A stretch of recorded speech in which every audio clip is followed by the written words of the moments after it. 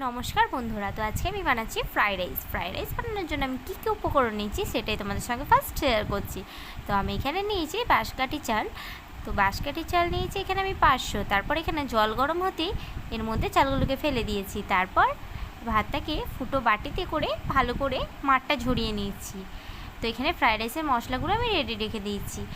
তারপরে এখানে আমি নিয়েছি কাজু কিশমিশ, ক্যাপসিকাম, বিনস আর গাজর।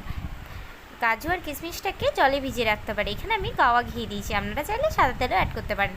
তো আমি এখানে দিয়ে তারপর সবজিগুলোকে ওর মধ্যে ভালো করে ভেজে নিয়ে সামান্য লবণ দিয়ে এটাকে ভালো করে একদম রান্না করে নিলাম।